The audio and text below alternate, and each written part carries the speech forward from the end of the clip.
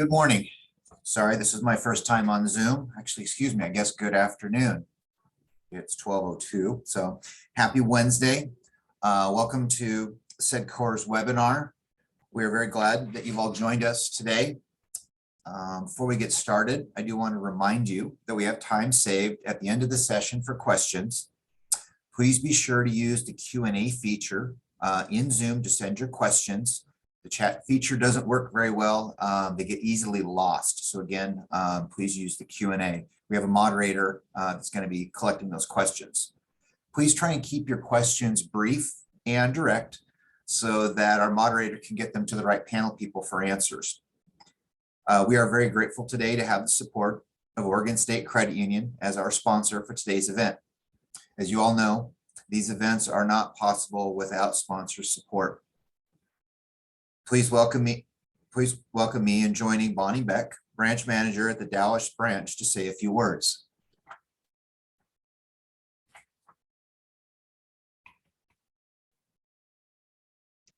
Good afternoon, everyone. My name is Bonnie Beck. I'm with Oregon State Credit Union. I'm the branch manager for our Dallas branch. I've been with the credit union for a little over 18 years and in the credit union industry for about 25. October is a special month for credit unions worldwide. It's the month we celebrate International Credit Union Day and acknowledge the important role credit unions play in the creating opportunity for our members and our communities. Credit unions have a long history supporting the needs of local businesses. The first true credit union was founded in Europe in the mid-19th century by two small businessmen, one a baker and the other a miller. The purpose of this member-owned not-for-profit financial cooperative was to provide credit to entrepreneurs in the city and encourage a vibrant and healthy economy for local businesses and residents. Today, there are more than 57,000 credit unions operating in 105 countries around the globe. In 1935, when credit unions were helping people and businesses emerge from the Great Depression, the treasurer of a Midwestern credit union famously said that credit unions are not for profit, not for charity, but for service. That philosophy is alive today. It perfectly describes the credit union difference. At Oregon State Credit Union, which was founded in 1954, we continue to look out for our members' financial interests while providing unsurpassed member service. We do that by remaining loyal to our values. We're member focused, which means that we put our members at the heart of all we do. We believe that integrity and confidentiality are the foundation of our success, and we are passionately committed to providing financial solutions to our members. The cooperative structure of credit unions unites members in common purpose. It is the spirit that fuels the cycle of mutual assistance that exists between savers and borrowers. But we're also part of a larger community, and we feel a social responsibility to support that community. And finally, we are passionate about financial education and advocating for the values of credit unions. Member-owned, not-for-profit credit unions make a difference. We make a difference when we enable our member businesses to grow and prosper, and we create financial solutions to improve the lives of our members. We live the difference when we support and celebrate communities where we make our homes and where we shop, work, and do business. We're all here today because we care about our community. We care about our neighbors and businesses, and we care about maintaining the quality of life that makes Polk, Marion, and Yamhill counties a great place to live, an attractive destination for vacationers and travelers. So on behalf of Oregon State Credit Union, our board of directors, and our more than 130,000 members, I'd like to welcome you to this SEDCOR webinar. Thank you, Bonnie. We greatly appreciate the continued support of Oregon State Credit Union, shows by the sponsoring of multiple SEDCOR events throughout each year. For today's event, we bring together some new faces and some familiar faces to discuss current initiatives underway to secure commercial air service at Salem Airport and what it means for regional economic growth and prosperity. I'd like to first introduce Jack Penning, managing partner at Volaire Aviation and Consulting. For almost 2 decades, Jack has been considered a leading expert in air service development, strategic business planning, and airport marketing. In 2017, Jack joined 3 other partners in founding Volaire Aviation Consulting. Today, Valaria has 19 members and works with more than 100 airports in North America. Jack is well known and respected by airline network planners. His business cases for new service have led to initiation of more than 100 new routes since Valaria's founding. In his career, Jack has helped recruit air service to more than 100 underserved routes around the world. And a mark of success, 84% of those routes that Jack has recruited in his career are still up and operating. Jack earned a Bachelor of Science degree from the University of Illinois at Urbana-Champaign, and him and his wife live in his Portland West Hills.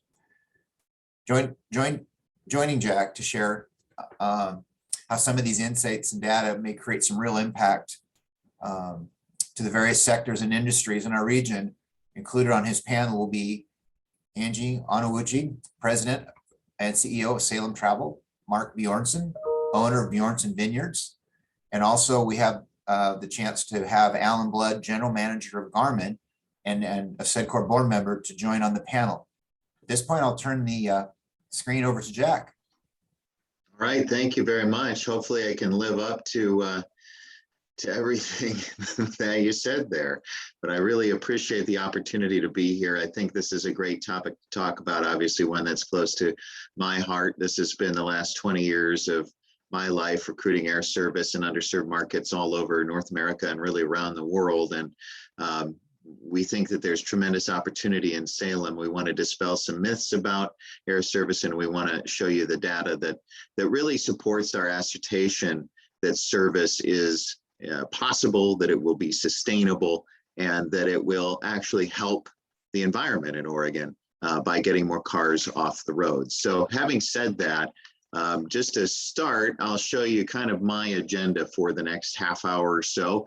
We want to talk about the airline industry during the pandemic, how capacity has been shifted, the challenges that face the industry, and the new opportunities that have arisen because of the way airlines have reworked their networks.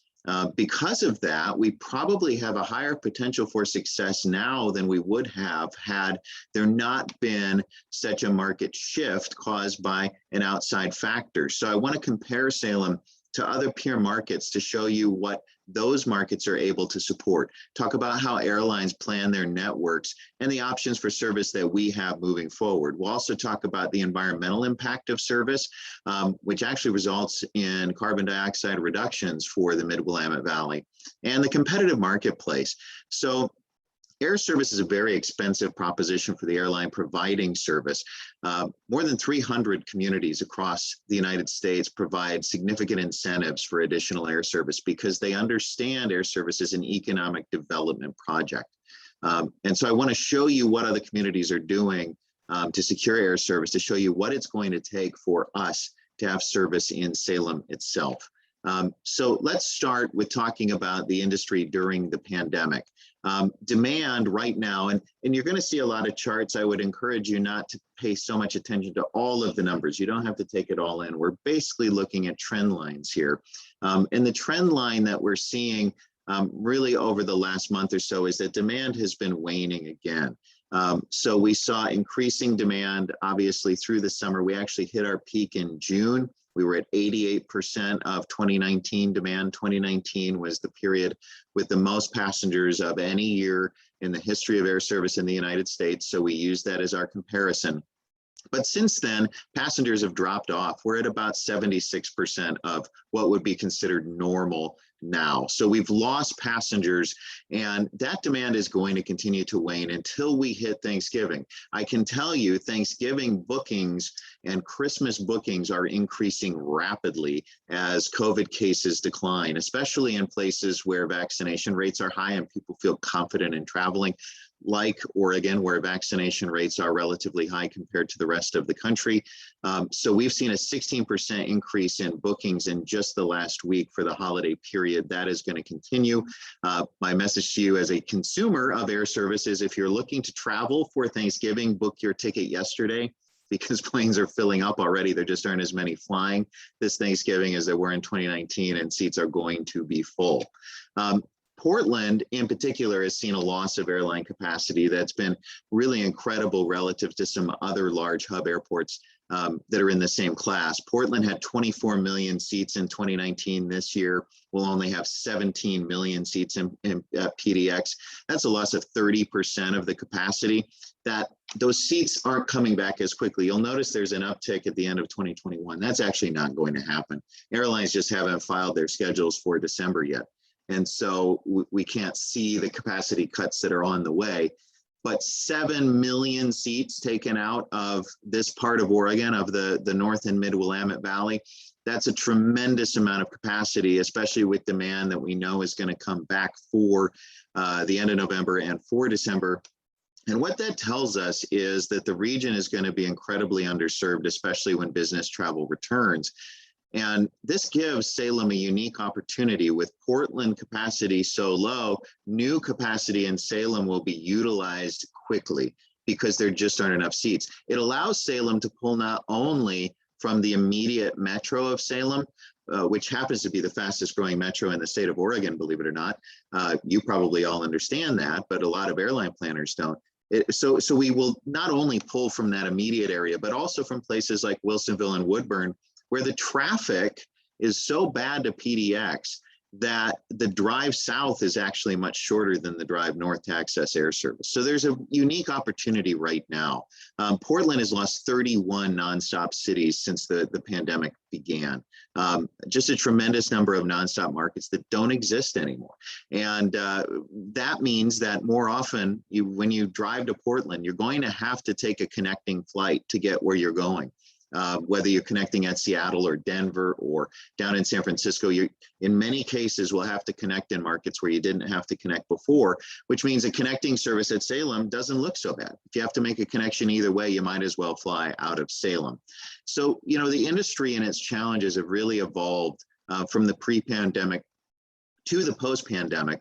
We had a big pilot shortage just because we had so much demand for air service and airlines couldn't hire fast enough during the period before the pandemic. Well, now that shortage has been exacerbated. So what happened last summer when airlines had forecasts that demand wouldn't be back to 80% of normal until about 2024 is they offered early retirement buyouts to pilots. And those buyouts were taken heavily by those, particularly who were in the last 5 to 7 years of their retirement age. And more than 15,000 pilots left the profession.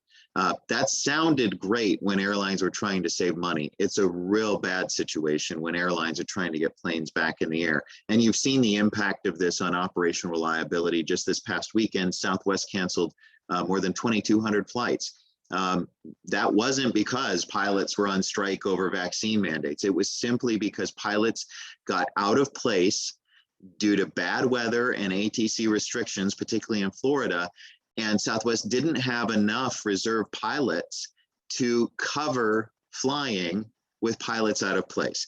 And so you see the impact of not enough pilots. And what's happening is the majors are hiring as fast as they can put people through training from the regionals, but the regionals are having a hard time backfilling.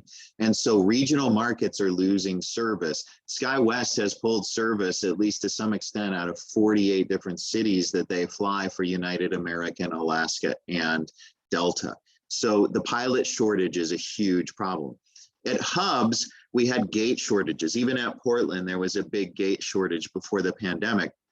Now there's tons of gate space, but only at certain times of the day because the airlines have done a really good job of rescheduling their service to provide connections. And so what you've seen in a market like Denver is United putting 110 different cities all coming in within an hour of each other so that the connections can flow more efficiently. Outside of that hour of connecting time, the gates are completely empty. But do you really want to start a new flight that comes in at a time when you don't have a lot of connections? So the problem is there aren't enough gates to add cities to connecting what we call banks to get people where they need to go. And so until the scheduling smooths out again with just the sheer number of flights from each city, it's going to be hard for us to get a flight that hits a hub at the right time to make connections. That's going to be a huge challenge. Before the pandemic, we had a big aircraft shortage. hundreds of aircraft were parked during the pandemic. Now the problem is all of those planes have to go through maintenance to come back into service. And so there's only so much hangar space. There's only so many mechanics to get planes operating again. It's going to take a couple of years to bring the planes all out of storage. And that maintenance backlog is limiting how much flying airlines can do. And that's why I said Portland capacity is still going to come down more for December. It's still going to come down more next year because the airlines simply don't have the pilot resources, the gates, and the aircraft to fly what they would like to be flying. So that all is important to understand when we talk about how Salem fits in to a situation in an airline network for additional air service from an airline, and our first air service that we've had in over a decade. What we know about the market before the pandemic, our market in 2019 generated about 1.2 million annual passengers. That's about 1,600 people a day each way who would fly out, and another 1,600 a day each way that would fly in. 91% of those used PDX. No surprise there. PDX has the most service. What is most surprising is that between 2017 and 2019, the number of people using Eugene out of Salem more than doubled. So that tells us the traffic obviously is getting worse driving north to PDX, and PDX, of course, is on the wrong side of Portland to serve the Mid-Willamette Valley. More and more people are driving south because it's so much faster and the experience is so much easier. That gives us increased confidence that service at Salem will be successful because we're going to offer the same conveniences that Eugene offers: a smaller terminal, cheaper parking, short walks, and convenient service. And people don't want to drive north anymore. So all of these factors are adding up to make now really the prime time for Salem service to actually work. A number of smaller cities support service. If you look at the Salem metro area, of these metros in the Pacific Northwest, Salem is the second largest after Spokane. Salem's 6% larger than Eugene. It's 44% larger than Medford, 59% larger than Bend Redmond. And you're saying, oh, you're inflating these numbers. Or those are the questions that we get. These are metro area numbers from the US Census Bureau. So these are government numbers for our metro area and the metro areas of these other communities. All of these communities support a lot of air service. And I think it's really important to understand how the air service works in these communities to see what's possible in a market like Salem. The other thing that we look at heavily is the economic makeup of a community. Salem's household income is about $52,000. The national average is around $45,000. Eugene is below the national average at around $43,000. Medford is at $42,000. So we actually have higher household income, which means more disposable income for things like travel than many communities that have air service and have a lot of air service. And so I think, obviously Bend Redmond is a very affluent community. They punch way above their weight on air service primarily because of that and not because of their population. But Eugene and Medford have a ton of air service despite lower income levels than Salem. And so I want to show you market by market the airlines that serve these, because you may not be, for us, we know this obviously, like, I want to say the back of my hand, but how well do I really know the back of my hand? I know this better than I know the back of my hand. Eugene now has 7 airlines with the introduction of Southwest service just a couple of months ago.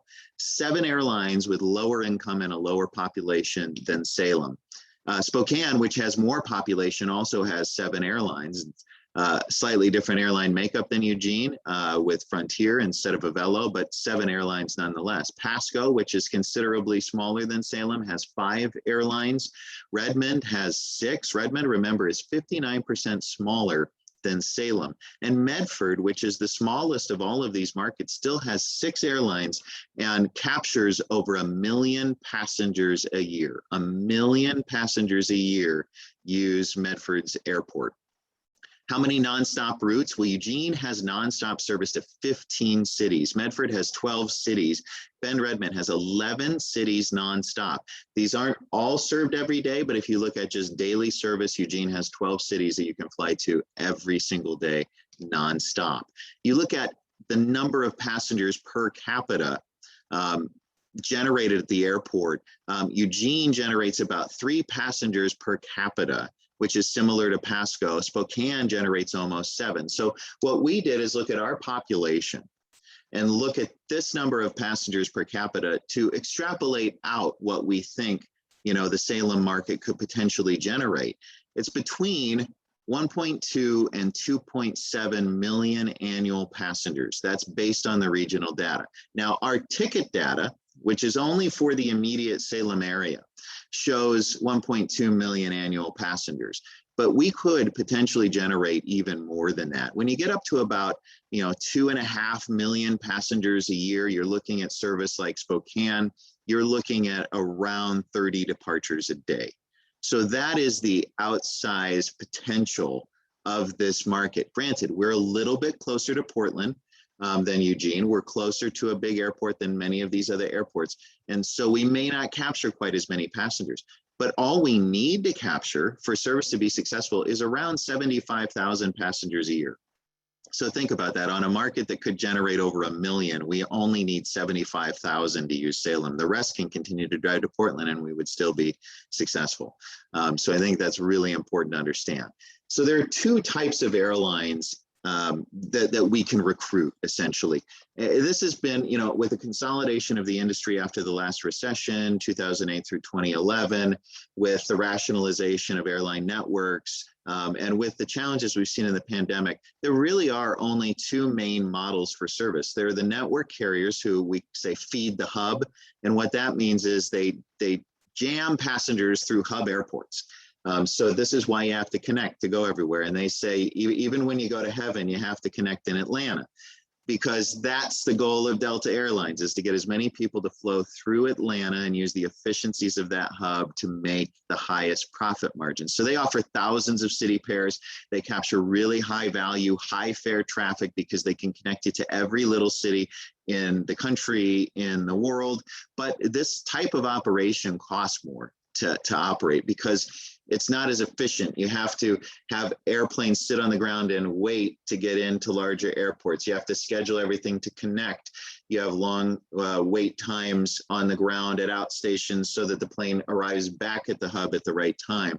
And so it's not as efficient, but because of the nature of the cities it can connect, it can make a lot higher margins than other service. The other type of carrier is the low-cost carrier, and their job is to stimulate passengers who maybe otherwise would not have traveled.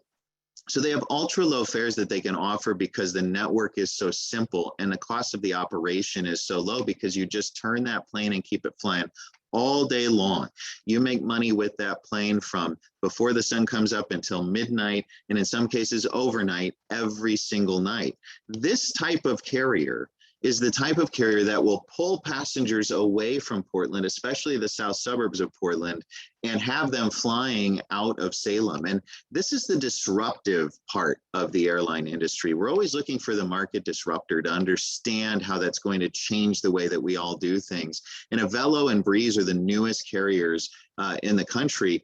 And those carriers, they're very well financed. They have huge orders for brand new airplanes. Avelo is flying Eugene and Medford and Redmond and doing really, really well, flying down to the LA area. Those are the type of carriers that really would pull traffic away and fly point to point to many of the places that you travel right now.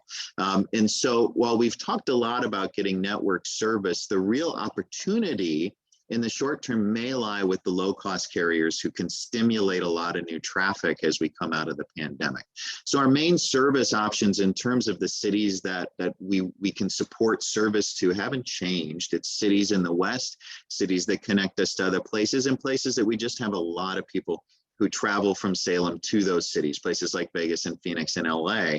And, you know, the potential carriers, I list some of the logos there, but there could be many more depending on how things shake out. Because if there's one thing we know about the airline industry is it changes pretty much every day. It's about like the weather in Oregon, where it can be beautiful one second and then it's rainy the next, where I can have sun streaming in my window here in the West Hills one day or one moment, and then the next moment it's completely dark. Airline strategies are shifting constantly as they seek pockets of demand, and we see that a lot. United's going to fly a lot of non-hub flying. They're going to fly from places like Indianapolis to Orlando, which they never would have considered before the pandemic. But that creates a ton of new opportunity for markets like Salem as we move forward into the future. So I know, we live here in Northwest Oregon, the Mid-Willamette Valley. We all have concerns about the impact on the environment of any economic development initiative that we're undertaking. And so we really wanted to be responsible and understand, are we adding to environmental impact by having service at Salem, or are we improving the impact? And so what we did is we looked at CO2 emissions on a typical flight, and we could do this for any city pair, it would come out much the same. From Portland to San Francisco, someone who lives in Salem who's flying to San Francisco and back, we looked at your impact based on 2019 data, based on the Toyota Camry with average number of passengers from the Bureau of Transportation Statistics and the National Highway Transportation Safety Administration. We use the Camry because it's the most sold car in the United States. We use the 737-800 because that's the most flown aircraft in the United States. And we use the data on the number of seats that were filled on average from Portland to San Francisco in 2019 to understand the per passenger CO2 impact. It's about 122 kilograms a person. It's hard to visualize. The visualization isn't as important as the comparison to what it would be if we had service nonstop from Salem to San Francisco on a likely carrier with an Airbus A220, which is a smaller aircraft. Salem is unlikely to have a 737-800 because we're a smaller market. We would have something that serves a market more like Eugene, 137 seats. That burns or generates rather about 68 kilograms a person on that nonstop flight. So every passenger that we can divert, every Salem passenger that we can divert from Portland would save about 54 kilograms of CO2. So it's 45% fewer emissions if we can convert those passengers who fly out of Portland to flying out of Salem. I think that's a really important point. Reducing emissions 45%. Now, naturally, we'll be generating some new traffic. Those would be net new emissions, but overall, we're reducing total emissions, which is very important, an important aspect of what we're trying to do here. So with that in mind, I want to talk about how competitive it is to secure new service. And by competitive, I mean, we're not competing with Portland for service, and we're not really competing with Eugene or Medford or Redmond, Bend. We're competing with airports all over North America because an airline can take the airplane that you see there and put it in Wilmington, North Carolina, or in Plattsburgh, New York, or in Salem. That plane can go anywhere. It's not like an economic development investment with a new factory or with a new office where it's going to be people that are based in Salem. That airplane is a movable asset, and we are competing in one of the most competitive spaces in economic development in the country. And I think that's important to know. And that's why these processes sometimes take a long time. Air service is very expensive. There is very high risk to a carrier. We looked at 3 potential routes from Salem. Salem to Seattle, we're looking at almost a $4 million investment by an airline just to fly one daily flight. That's what it costs. Think about that as an economic development investment into the Salem community, a $4 million investment. Service to San Francisco, with the aircraft that would be used there, we're looking at almost an $8.5 million annual investment for just one flight a day. If we have multiple flights a day, you can just multiply out that number, because that is what it costs for the crew, for the acquisition of the airplane, for the insurance, for the maintenance, for the cost of running the reservation system, which usually is about $15 of your ticket, is just the cost of keeping the computer system working that handles the reservations. That cost is not variable. And so when we're talking about multiple flights a day, you could be looking at a $24 million, $25 million investment just for service to San Francisco. Denver, $10 million investment a year just for a single daily flight, because we're burning a lot more fuel. And as the price of fuel goes up, so does the cost of this airline investment. Bottom line, air service is expensive. Airlines are averse to anything that is high risk. And so communities have to do everything they can to mitigate risk. Just like you mitigate risk for a large employer who's going to increase jobs in the community. We have to mitigate risk for airlines in order to overcome that first initial risk of starting something that has no proven track record. An airline can take that plane from Seattle to Salem and just fly Eugene another time during the day because they have the data that shows they're spilling passengers, and there are passengers to get where they don't have that data from us. I mean, they have it from us, the airport, but they don't have it in their own systems. And so we represent outsized risk at these numbers. That's why so many communities now have 7-figure guarantees that are rolling in order to secure additional air service. Somebody asked me, well, why are we doing an incentive? An airline should figure out that we have a market and that market's going to work. I'll tell you why incentives are important. It's every dot on this map, because those are all of the airports that offer large incentives of at least $500,000 per route today. Every single dot you see on that map offers a large incentive for every single new route.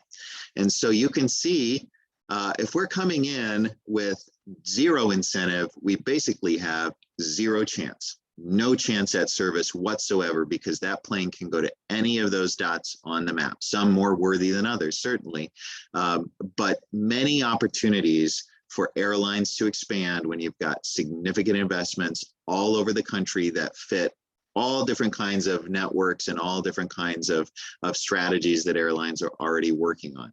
I always say it's not Volaire's job to convince an airline to fly a market, as crazy as that sounds. It's my job to move your market up the list and convince an airline that your market was already in their strategy. But we can't do that without a large investment with the kind of competition we face nationwide. I want to give you some examples of service that we've worked on. Our firm works in San Luis Obispo. I've been the consultant of record there since 2006. We have a $2 million rolling revenue guarantee that we roll to each new route. We also have $1 million plus investment from Visit SlowCal, the visit and tourism agency for San Luis Obispo. That money is annual that we spend in marketing and out markets. So we just had service start in June from Portland to San Luis Obispo.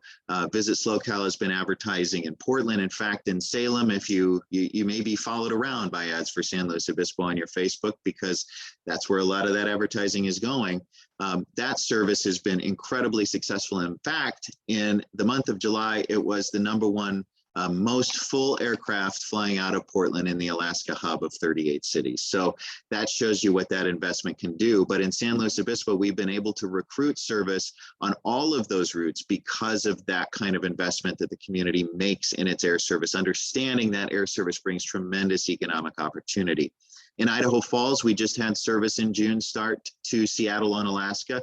We also had Denver service start several years ago. I worked on both of those projects. Each one had $1 million revenue guarantee. And I'll explain in detail what a revenue guarantee means in a moment. But I am very proud to say our scorecard on Seattle, Idaho Falls shows an 84% full. I was going to say load factor because that's the term we use to talk about how many of the available seats are filled with paying passengers. 84% of the seats filled, and we have used 0 of that guarantee. That service has been self-sustaining from the start. Very excited about this one. On November 7th, our market in Bellingham will be starting service on Southwest. Southwest entering that market. It took about $1.5 million in total incentives to make that happen, to get 3 flights a day to Oakland and Las Vegas. And there's a lot of risk, but thankfully last night, the US announced the Canadian border will reopen in November. And so we're very excited about that, but you can see the magnitude of airline requests to overcome the risk of starting new markets, what it takes to get new markets started, and kind of the weight class that we have to be fighting in if we want to receive new service. So typically there are 3 ways that we mitigate airline risk. The first is that we make the airport a zero cost environment for the maximum allowed by the FAA, which is 2 years. So we don't charge them anything to use the airport. This is standard. Every airport you saw in that map does this. We have this in Salem. The city has agreed to do this. So we have that in place. We need marketing support. That's where Angie comes in, and she'll talk a lot about that in just a moment. But direct cash, we need to advertise in order to ensure that the planes are full, because if they're not, the service is going away. So those two are considered standard, and every airline expects us to have those. Finally, the minimum revenue guarantee is really the key to getting service established. We agree to a base revenue target with an airline. If we're below that target, we reimburse them for the difference. If we're above the target, we don't have to pay anything. This is the best way to move up the list. And the vast majority of the dots you saw on that map do exactly this, because that shows the airline a few things. It shows them that we have skin in the game. We have money in this guarantee. We don't want that money to go away. And so we're going to use the service. It shows them that the community believes that air service will work. And it shows them that we are willing to go in with them to share the risk in starting service. Even with a $1 million revenue guarantee, we're only taking away 10% of the risk or less that the airline faces in starting service to Salem. And so by taking that small piece of the risk, we're showing them that we believe it'll work. And so with that, I'm going to stop this share, and we'll be welcoming in the panel that will be able to talk more about how air service would impact their businesses and the community as a whole. And I want to start with Angie with Travel Salem, because she has been an amazing partner in this effort and leader, not just a partner, but a leader in this effort. She's with us. We've had somewhere around, I want to say 24 in-person airline meetings just in the last 4 months, and Angie has been in every single one of them in person. And so I know this is an effort that is very close to her heart, and Angie, it's so great to have you to be able to lead the effort to put this together. Aw, that was so gracious of you. Thanks, Jack. It's actually been such a great adventure, really, to work alongside you and learn a completely new industry, how complex and sophisticated it is. And we're ready to play hardball in that sector for sure. There are some questions in the chat, and so I didn't know if you were going to take those now or we do that at the end, but does anybody have the answer to that? Because I know there were some questions in there that would be better answered by someone else. Angie, we do have some time at the end, but if Jack does want to address a couple of those that are really kind of specific to what his presentation was, if you can, one was, looking, I think you addressed a little bit the types of, where would flights out of Salem connect to? I think you addressed a little bit of that in your presentation. What communities, what cities would be on that list? Yeah, I can go through some of these questions just real quickly, because these are good questions, and it's fine, Angie, if that's okay with you. So you're absolutely right. In the peer markets, and I tried to address that in the presentation, they don't have a large hub within an hour's drive, but there are so many that do. Look at Payne Field in Everett.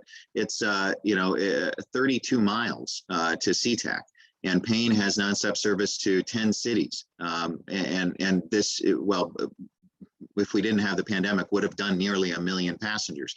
There are many, many airports that are within an hour that have really, really strong service all over the country. And so that's not something that would prohibit us from having service. In terms of where we would connect to, it is those cities that were on that map. So Portland, service to Portland will not work. We are far too close to Portland for people to get on a plane, fly to Portland, sit around for an hour, wait for a connection. You might as well have just driven. And so Portland's off the table. We would never suggest that. Either service to a hub that can connect us out to other cities, a place like Seattle or San Francisco, or to places that we fly a lot, places like Phoenix, LA, Las Vegas. In terms of money for this project, right now there is zero tax money for this project, no tax money whatsoever. So this takes no money from any other transportation project, and that's important to understand. And so you need to, well, everybody should understand that we haven't been able to, or we haven't received any tax money that would have gone to any other project. In terms of, yes, cars transitioning to electric, We're seeing that transition that reduces emissions absolutely. We also know that there are many efforts in aviation to reduce emission and to transition to electric. I think that's really important. United Airlines has an order for 125 electric airplanes that they're hoping to have in service beginning in 2026.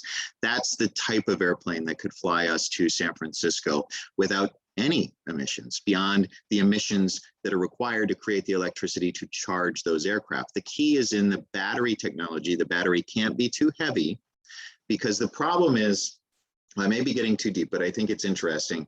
When you fill up an aircraft with fuel and you take off, that fuel is being burned as you're in the air, obviously. This is elementary, but it reduces the weight of the aircraft on landing. The problem with batteries is they're so heavy, they put too much stress on the landing gear on landing. You don't burn any of that energy away. And so that means that until batteries get much lighter, you can't use larger aircraft with the batteries. You have to use smaller. Where all the technology advances are being made is in the regional space, which is exactly where we are. And so that's what's really exciting, is that there is a real possibility that within the next 5 years, regional aircraft are being electrically powered. And so the other thing that airlines are doing that is very exciting is using sustainable aviation fuel, which is not fuel that's taking away from food sources, but from waste. And United is a leader in this. Alaska has a plane called the Eco Demonstrator now that Boeing created, that's a 737 that flies entirely on sustainable aviation fuel. Those will slowly reduce emissions. The emission reduction is not huge, but every little bit helps. The entire U.S. aviation industry has made a pledge last week, as a matter of fact, at the International Air Transportation Association conference, to be carbon neutral within 50 years. It's a long time out. I won't be alive, but I think it's an important thing to know that the entire industry is working towards sustainability. And in terms of revenue guarantee funds moving along, again, that's where we are today. Private business donations and then federal grant money, potentially. We do not have any federal grant money.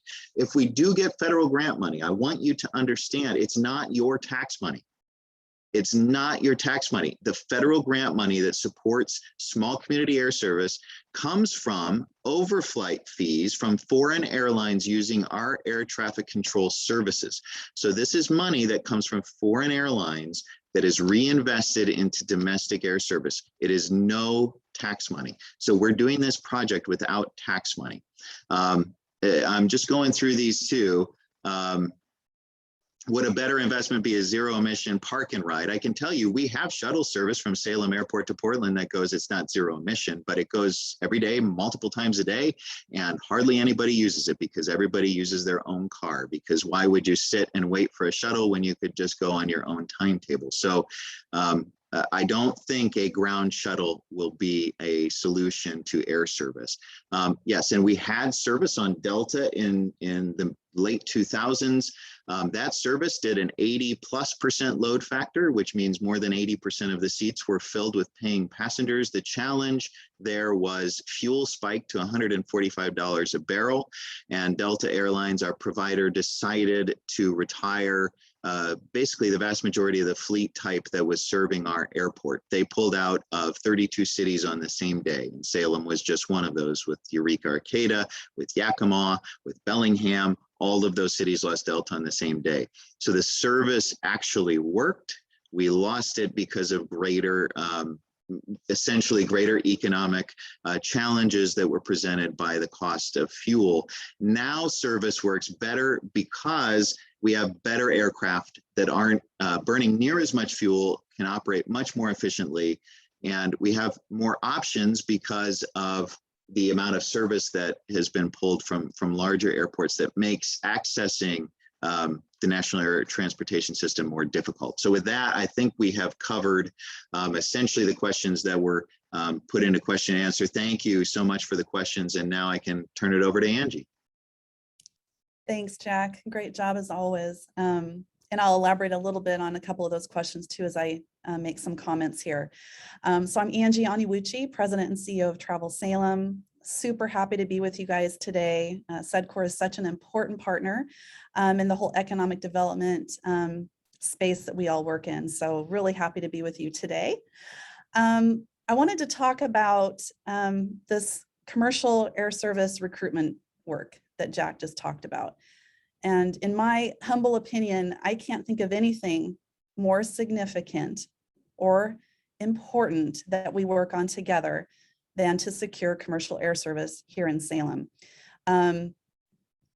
It would be, similar to dropping a Fortune 500 company right smack dab in the middle of our community in terms of how it would drive quality of life, economic impact, job creation, and touch all corners of our economy.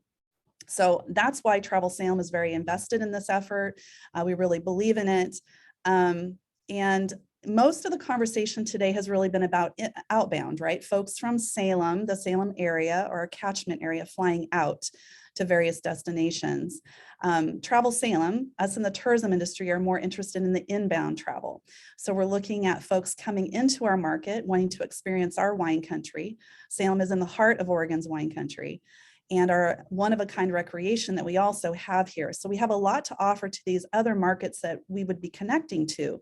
So whether it be San Francisco, Vegas, Phoenix, Denver, wherever, our market would be very appealing. We have the 4 seasons, a milder climate, and a really bountiful experience here, one-of-a-kind destination. So that's why Travel Salem's involved, and we believe that this will be the stimulus, or pun on words, the jet fuel our community needs to really go to the next level, so to speak.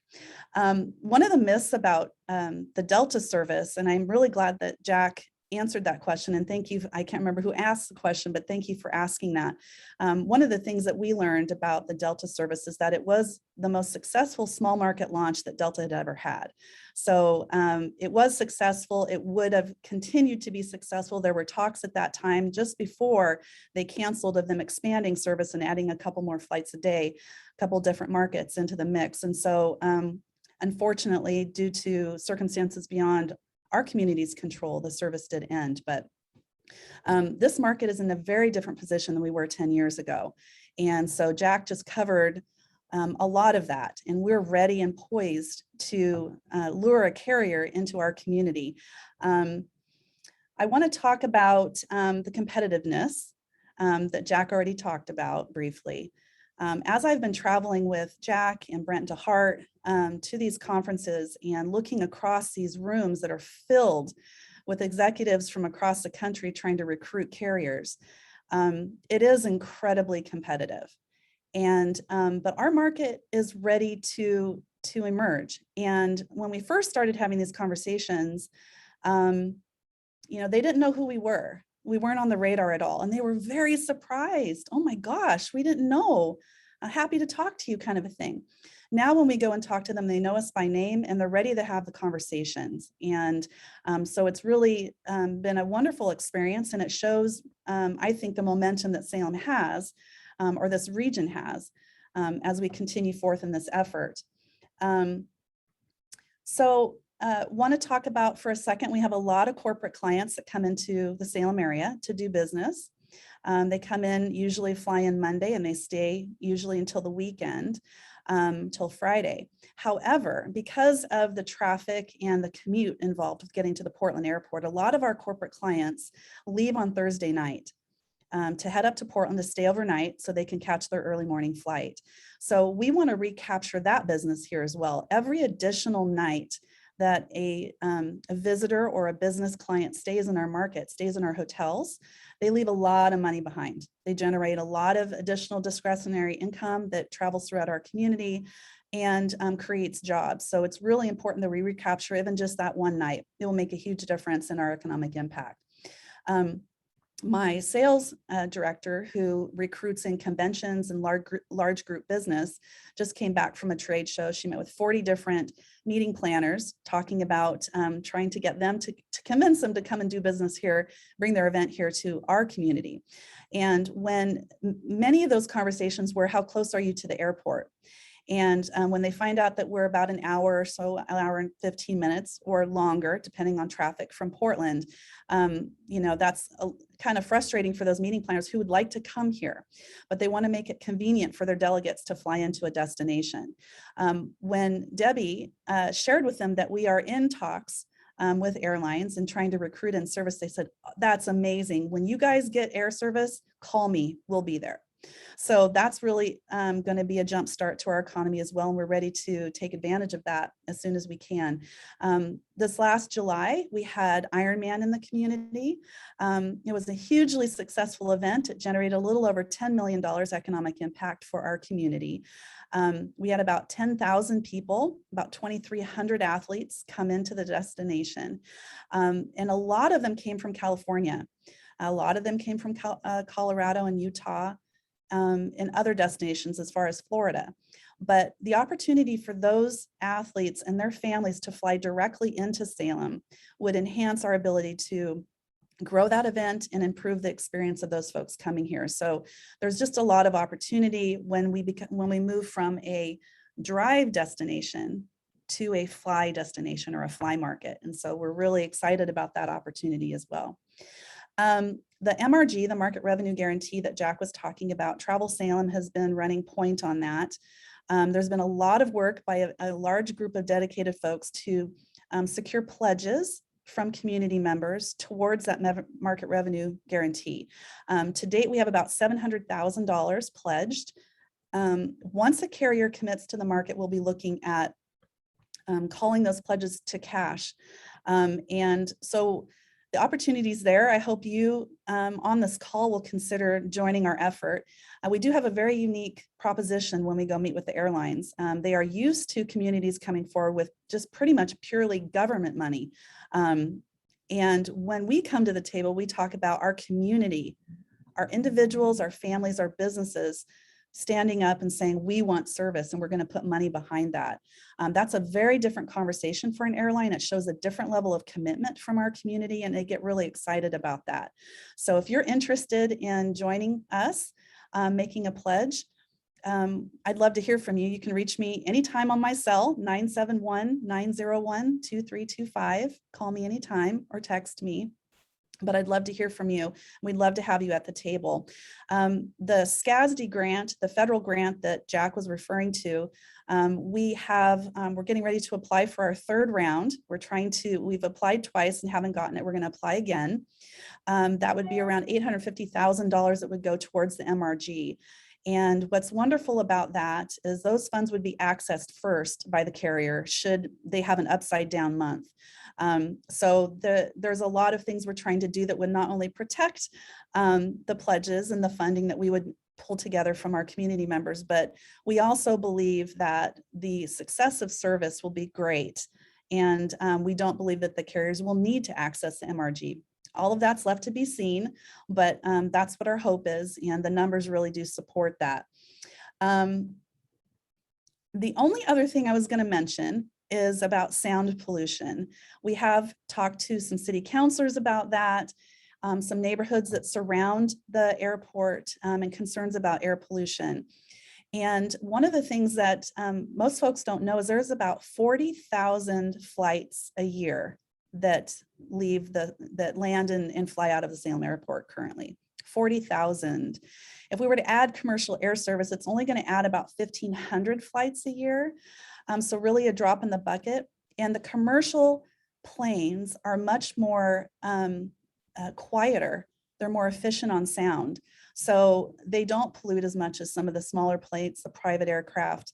Jack would be able to speak about that a little bit better than I am, but I want to reassure you that we have taken that into consideration. We're sensitive to that issue, but bringing commercial air service is not going to tip the scales in a way that would really, impact our neighbors in those communities or in those neighborhoods around the airport.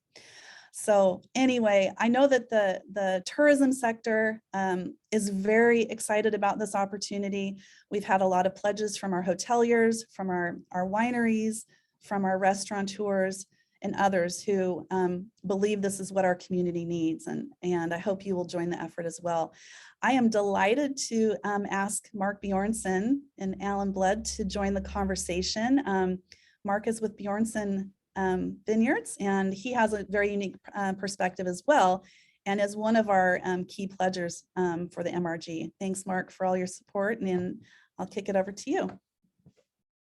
Well, thank you. I am Mark Björnson of Björnson Vineyard and Winery. We're a small family-owned vineyard and winery just northwest of Salem. And I grow the grapes, my wife makes the wine. So I'm used to talking to people that have a glass of wine in their hand. And my wife, Patty, has pointed out that if people have a glass of wine in their hand while they're listening to me talk, it's less painful for them. So in the interest of reducing your pain, I'll try to keep this short and sweet. So people have calculated that the economic impact of the wine industry in Oregon is about $3 to $4 billion. And that impact flows through to farm supply stores, to nurseries, to construction equipment dealers, farm equipment, farm supply, obviously our direct employees, farm contract workers, construction industry, winery equipment sales, tanks, stainless steel fabrication in the area, graphics art, advertising, and of course, restaurants, hotels, and other tourism that the wine industry promotes. The Oregon wine industry has grown dramatically over the past few decades, and every indication is that it's going to continue to grow very dramatically. A lot of people don't realize that less than 1% of US wine production comes from Oregon, but over 20% of major publications that score wines, over 20% of the wines scored above 90 come from Oregon. The Willamette Valley has been named Wine Region of the Year by a major publication. And I think we'll see a lot more of the wine industry migrating into Oregon. We'll see more people, instead of going to Sonoma or Napa, going to the Willamette Valley. Within Oregon, and particularly within the Willamette Valley, Salem has some of the best viticultural areas in the state. Just west of Salem is the Eola-Amity Hills. The Eola-Amity Hills has, or wines made from grapes from the Eola-Amity Hills have more scores above 90 than any other major wine producing area in the Willamette Valley. It's also got the highest average scores of any of the sub-AVAs of the Willamette Valley, except for Ribbon Ridge, which is a very small AVA. The Van Duzer Corridor AVA is a brand new AVA just west of the Eola-Amity Hills that has a lot of potential and is getting some great scores as well. So we're a very attractive place right now for wine tourism, but in spite of Salem's proximity to all the top vineyards, Salem really isn't realizing its share of the economic impact. So even as the wine industry has grown dramatically in Oregon, wine country for the average consumer has actually shrunk. 30 years ago, people would fly into Portland. They might go to Ponzi Vineyard, then go south to Bethel Heights Vineyard down near Salem, and then go to the Willamette Valley Vineyards south of Salem. Now what's happening is people will fly into Portland. They'll stay at the Allison Inn near Newburgh, and they'll stay within about 5 or 6 miles of there and hit Dundee, Chehalem Mountains, etc. If we can get commercial air service into Salem, I think we can start to change that dynamic. If wine tourists can fly into a Willamette Valley Regional Airport, then they're going to stay in hotels near Salem or in Salem, and the impact on Salem restaurants, hotels, etc., would be quite substantial. And of course, as the vineyards and wineries in this area grow, that has beneficial impact to the economy as a whole. So getting the commercial airline service into Salem and building on that service is just critical for jump-starting tourism and further promoting tourism into the wineries and restaurants and hotels in the area. Okay, well, hey, thank you very much. And I think at this point, I'll turn it over to Alan from Garmin Industries. Thank you. Hey, thank you, Mark. I'll try to keep it brief. I know we're just getting past 1 o'clock, but a little bit different from Mark's story. I just thought I'd introduce myself again. I'm the general manager for Garmin's Salem site. And I wanted to just share a little bit about Garmin's business and kind of the history here in Salem. Our campus here is located right on the Salem Airport, and the site here has been here for just about 40 years, starting in 1982 with a company called Tomorrow. And that company specialized in engineering, product development, manufacturing for navigation tracking equipment. And shortly after the start of that company and the public IPO, it was acquired by UPS. That was in 1986. And then almost about 15 years later was renamed UPS AT, standing for Aviation Technologies. And that really signified the focus of the site here on avionics and aviation navigation equipment, primarily targeted for the UPS cargo fleet.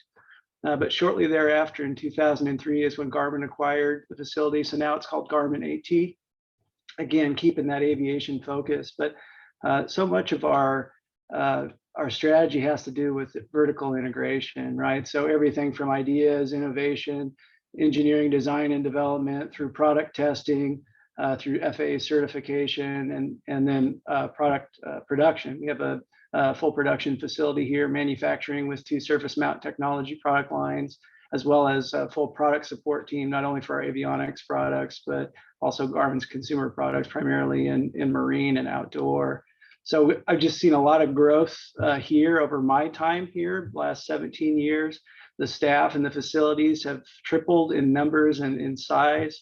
And also, of course, very thankful for SEDCOR's help with our expansions over the years and our new construction projects. We now have about 500 employees here in Salem. Garmin is a global company, however, right? So we've got over 70 locations in 30 different countries. And so the reason that we're interested in supporting commercial air service in the Salem area is just that. So we can get to those different locations in a much more efficient manner. And so we can have our corporate executives come and visit us in a much more efficient manner as well.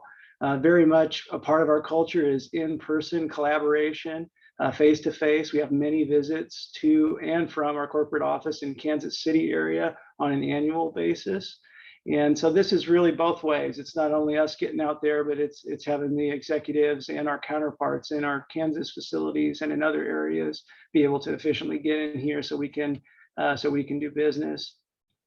So for us, the advantage of air service is really the ease of travel for our associates. And also it provides improved communication, business efficiency, as well as convenience for our employees. So that's why we've been supportive of getting commercial air service here into the Salem area.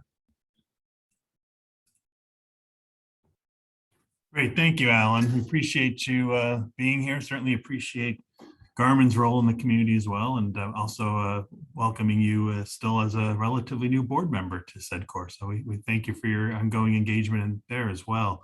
Thank you.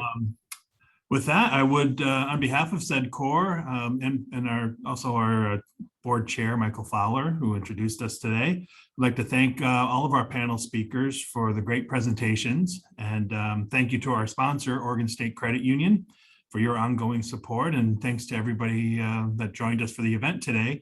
This will be available on Facebook as well as on the SEDCOR website if you want to reference some of the presentations later on or forward it on to other folks. Be sure to keep up to date on future events by following us on social media and checking our website and keeping a lookout for our Friday afternoon emails that has the latest information of what we're up to and some things that might be of interest to you. Our next forum webinar will take place on November 10th at noon and will be a presentation called Treadmills and Tourniquets, Rethinking Workforce Now and in the Future. And we'll be joined by our friends at Kinesis to discuss the challenges and opportunities that employers are facing as they navigate the Great Resignation and the turnover tsunami. And we heard a little bit from Jack that the airline industry has not been unaffected by those issues either with respect to their workforce. With that, enjoy the rest of your Wednesday, and we look forward to seeing you all in November, on November 10th. Take care. Have a good one. Bye.